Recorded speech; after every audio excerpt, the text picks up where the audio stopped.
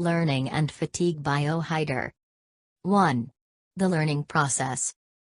All living is learning. Individual differences due to learning. Changes to feelings, behaviors, skills, habits, thoughts, sentiments, virtues, vices, beliefs, attitudes. Learning is change. Behavior influenced by the previous. New forms of thinking, feeling, willing. Character, personality. Innate, inherited modes of behavior. Children, modify, adapt, develop original nature, adjustment. Learning is universal. Higher animals, dogs/horses greater adaptability. Man learns most. Human children, longest period of immaturity, helplessness. Human nervous system, reactions. Acquisitions, very complex. Learning is growth, never-ending cradle to grave. Young people, learn bad/good/things, acquire vices, virtues. Education to direct into desirable, efficient learning. 2. The nature of learning. Pass through experiences, reading books, working with others, working with computer. Perception, observation, knowledge, manipulation of ideas, feelings, motor activity. Definition of learning, changing one's ways of perceiving, thinking, feeling and doing through experiences, partly motor, perceptual, intellectual, emotional. Not possible to find out what changes in the nervous system accompany learning. But mentionable, some of the important general characteristics of learning process. Firstly, learning, many-sided, always multiple, involving perception, knowledge, thinking, feeling and doing. In craftwork, acquires motor skill, the best way of handling tools and molding and changing material, also acquires knowledge about the nature of raw materials. Thus learning has many facets. Learning only through experience. Even knowledge not given directly. Result of child's own perceptions and thinking. Learning by doing. Commonly spoken, knowledge is teacher's gift. But own experiences, own efforts, attention and intellectual activity. Learning cannot be imposed from outside. Teacher can control like controlling experience. Making decisions, cooperating, controlling the expression of strong emotions. Children learn only through facing situations to take a decision, cooperate, control emotions, certainly not by simple advice, reading. Learning always purposeful. Satisfactions of needs, interests. Through certain experiences, acquires goals, purposes, ideas about own abilities, proficiency, about what is expected by parents/teachers/classmates. Works hard willingly only to fulfill these expectations/goals/purposes. No evidence of common belief, the more bitter the medicine the better it is for the patient. 3. Types of learning. Learning covers a wide range. Present in simple forms of animal behavior as also in the complex types of adult human behavior. Difference between the simple and the complex is not one of kind but of degree. Main types of learning as follows. Learning by conditioned response. Simplest, most rudimentary types of learning. A bottle of medicine brings child's fear. Fear originally aroused by bitter taste of the medicine. So a process of substituting the original stimulus by a new one and connecting the response with it. After some association, the bottle is enough to excite fear. Animal trainer raises his stick as he puts the paw of monkey on a hot plate to train it to salute in response to the stick. Later, the word enough to rouse fear. So learning by conditioning is learning by association. A good part of the learnings in early childhood are the result of conditioning. Very fortunate, learning by conditioning does not persist for long. Learning by trial and error. Another simple form of learning. A hit or miss method. A rat/a cat placed in a cage tries to get out through trial and error method. As characteristic of the man as of the animal, of the adults as of the child.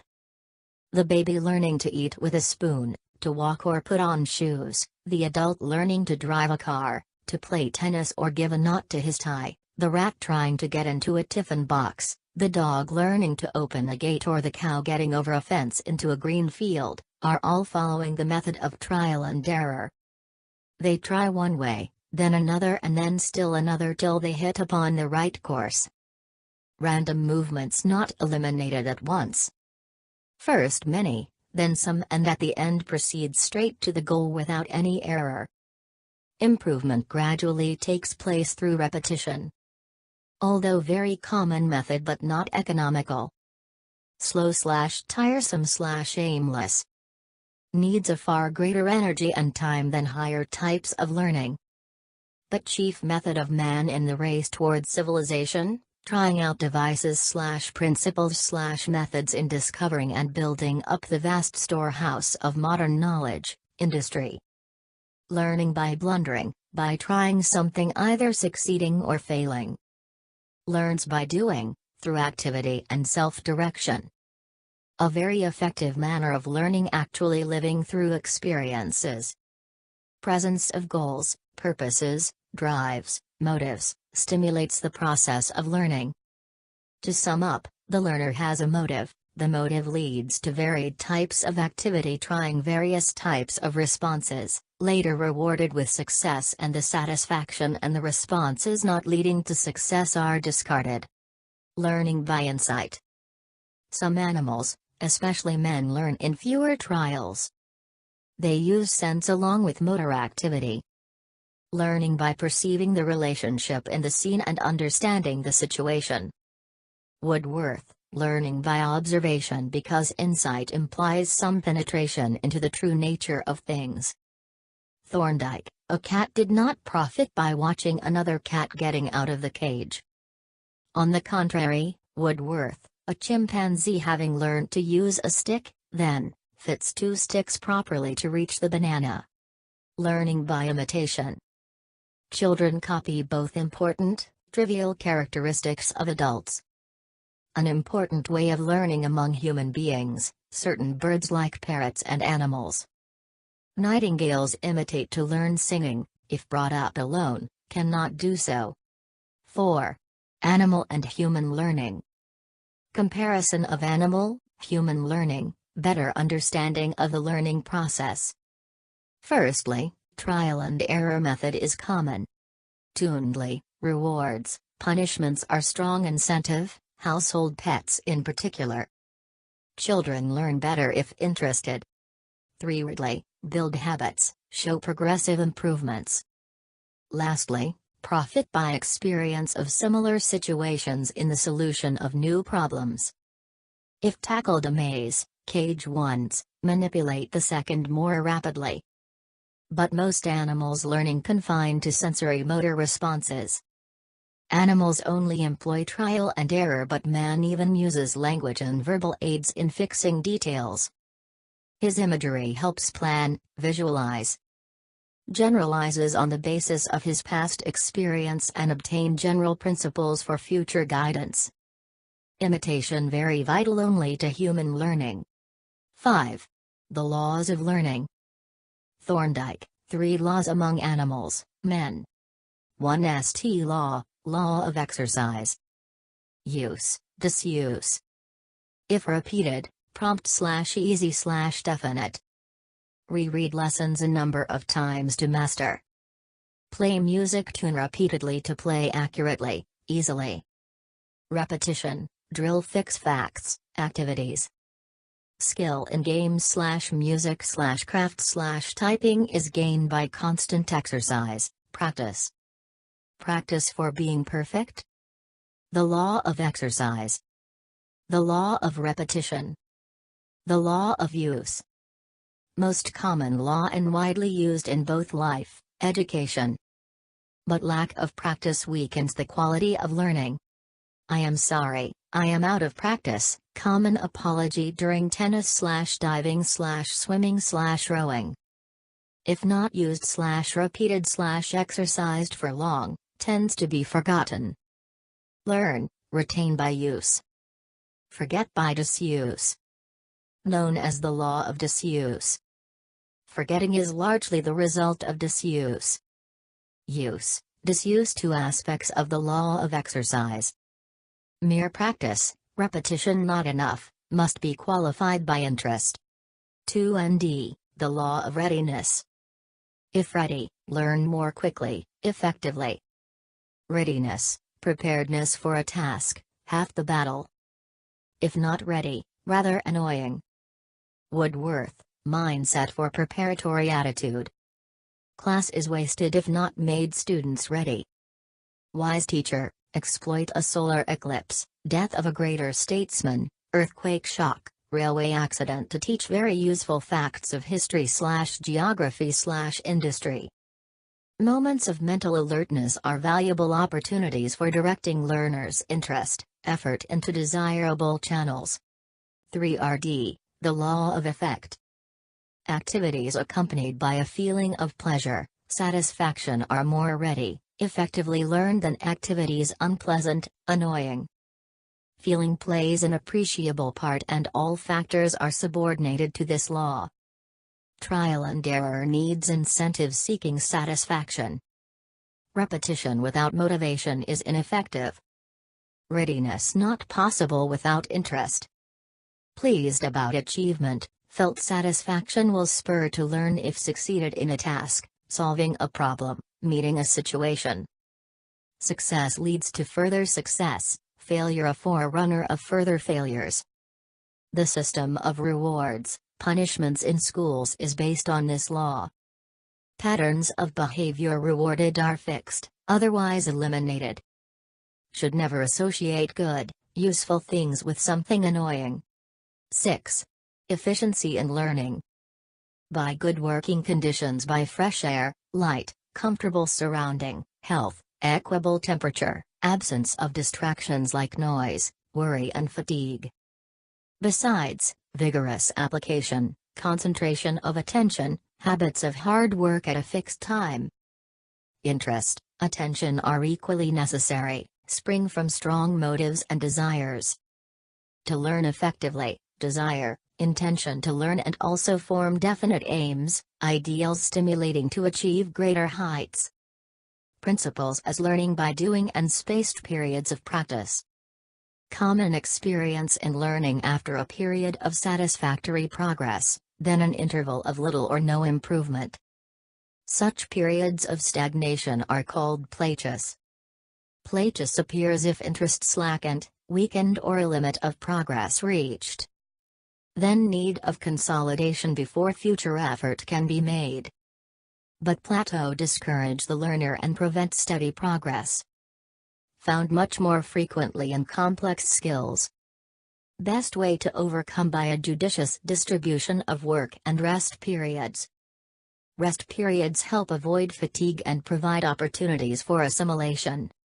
7. Motivation in learning. I. Instrumental/extrinsic/external motivation. 2. Intrinsic, internal motivation. Heart of all learning. Condition to increase the vigor of activity, to initiate, to sustain behavior. Is the reason why we do what we do. Implies a need, direction of behavior toward a goal. Without desire to learn, no amount of inducement will have any effect. Should make learners desire to learn. Some teachers use fear of punishment, some ignore and let learners do what they like, still others are just requesting to learn. All these attitudes are fruitless. Successful teachers implant a desire in their minds to learn and accomplish the tasks. To create a motive for learning. Rewards, punishments also used to motivate. Pressures of success and failure, promises of employment and fear of disappointment are powerful motives. Rivalry, competition also provide the motivating power. But may be overemployed to produce real anxiety. All know how examinations cause tension and how fear of failure renders many students incapable of any effort. making learning satisfying through teacher recognition, class praise and parental patting on the back will spur to do better work. Motivation is teacher's responsibility. A hungry/thirsty/sleepy child will not work. Grown-up boys, girls are often detracted by the opposite sex and fail to concentrate on work. If a teacher does not work, provide work for children, a school indifferent for games and sports. Usually motivated enough but in different directions, should be encouraged to work for self-esteem, self-advancement and self-actualization. Wise teachers build a self-image, stimulate to dream of what big things they can accomplish, what use they can make of their talent for their own good and of society. A learner working for a goal puts forth maximum effort, is imaginative, creative, takes more responsibility for his learning and is more likely to retain, harmonize new learning with what he already knows. 8. Need for guidance in learning. Teacher to ensure his teaching program offers sufficient scope/sequence/continuity within a subject is in harmony with children's level of growth. Readiness for learning is necessary. Should reach a certain level of development acquired certain skills/abilities/interests/attitudes. Some teachers believe, if children developed readiness, interest for a subject, their job is over and can leave children to their own effort. If mentally, emotionally mature for reading, to surround with books in a pleasant, friendly atmosphere, but not enough. Young learners must be guided in learning. I must carefully assess the readiness individually, collectively for the new learning. To contact parents to know their cultural background, to study previous records, to talk, work and play with and to test. Often careful observation in, out the class to realize developmental levels/abilities/skills/interest. To break their past experience. In other cases, to use their past experiences, learnings as a bridge for new learning. 2. Enough flexibility in class work. 3. To divide into smaller groups for instruction/assignment/group work. 4. Such group to ensure all's participation. New lesson to relate to previous lessons, so that not unfamiliar, strange. Opportunities to clarify their ideas, to define goals, encourage to do best. To help the slower with patience. 9. Transfer of training. Controversies, questions arise. Abilities acquired in one situation help in another. Training in performance improves another. Some, memorizing words in language, dates and events in history or the multiplication, share market, table in arithmetic train the memory. Others argue, study of science trains the powers of observation. Accurate observer in social and personal relations. Training is transferred from one skill or mental power to another, called doctrine of formal discipline or transfer of training. Older psychology analyzed mind into separate watertight compartments of faculties and help that powers like memory, imagination, observation or reasoning are strengthened through exercise and can subsequently be used with equal advantage in any situation. Certain subjects like Latin, mathematics and logic were considered to have a higher training value and pupils doing well in them were supposed to do well in other spheres of life. Obviously the problem has an important bearing on schoolwork. Only such subjects are to be included in the curriculum as have disciplinary value and they are to be taught in such a way that this value is secured. Faculty psychology on which this doctrine of formal discipline is based on is entirely rejected nowadays. If thought, judgment, memory, reasoning, observation and the like are independently functioning units, how can any transfer be possible? And yet many eminent philosophers and psychologists have believed that some kinds of training build up a general power that may be used with advantage in any life situation. Plato and others thought that the study of mathematics sharpens the pupil's power of understanding and reasoning. The whole practice of mental testing assumes that there is a general intelligence which measured by standard tests, which takes part in a large variety of actual performances and which determines a pupil's rate of progress in education and understanding. The supporters of the doctrine of transfer of training cite a large list of eminent administrators, doctors, educationists and public men who were reared on Latin and mathematics and given a liberal education in public schools, and who did remarkably well in life. It is claimed that this is the result of general training. This argument is easily refuted by the critics of the doctrine. They contend that these men are the result of selection, not of training. They come from better homes and were critically selected by the school committees. They are not the result of Latin or mathematics. Sir John Adams clinched the argument by asking why apple stealing does not rank with Latin and mathematics as mental exercise when it involves the same caution, observation, judgment and reasoning. 50 years ago William James made an experiment with learning. He committed some lines of Victor Hugo's Satyr to memory and then portions of Milton's Paradise Lost. Later he went back to Hugo's Satyr to see if he could memorize more rapidly than the first time because of his practice on Paradise Lost. He found he could not. He contended that there is no such thing as transfer of training. 10. Fatigue. An important factor causing loss of efficiency in learning. Feel tired if any bodily, mental activity crosses a certain limit.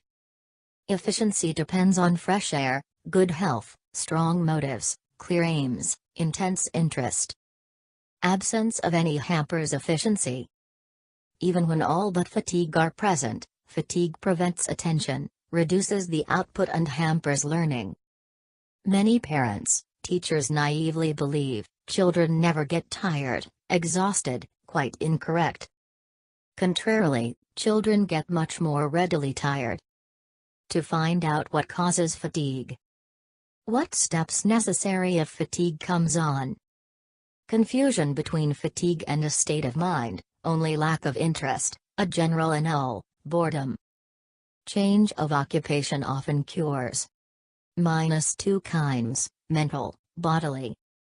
Mental fatigue, caused by changes in the brain due to persistent mental work. Bodily fatigue, due to changes in muscles caused by continuous mechanical work. Also brain and muscle fatigue. Distinction between local, general fatigue. Local fatigue caused by changing work. Within the tissues, two different metabolic processes, a process of decomposition, tearing down or consumption of energy. Tissues absorb food elements, oxygen brought by fresh blood supply. Process of decomposition, certain waste products are thrown out, poisonous, toxins. Fatigue, toxins so large, numerous, oxygen can counteract, fresh air cannot carry away.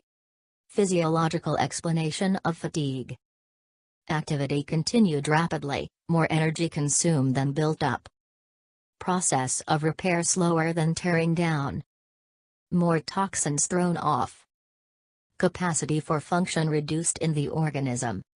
Mental fatigue, closely related to muscular fatigue. Mind too tired after exam, continued work. Not possible to undertake any physical work. After too strenuous a game, tiresome a journey. Difficult to concentrate on any mental work. So, some writers do not accept the distinction between mental, bodily fatigue. If only slightly tired, should shift from mental to bodily work, vice versa to obtain rest. 11. Remedy for fatigue. Children more liable to fatigue. The younger the sooner. School's clear duty to reduce fatigue. Normal conditions, fresh air, enough light, equable temperature, freedom from fear, anxiety. Most important is rest. Drowsiness indicates the need for rest, sleep. During rest, sleep, tissues built up, depleted energy replenished, organism feels fresh, vigorous. 2. Remedy, change of occupation.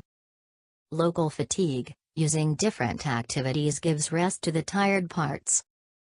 In mental work certain parts of brain are experienced. If manual work taken up, different centers become active and the former get rest.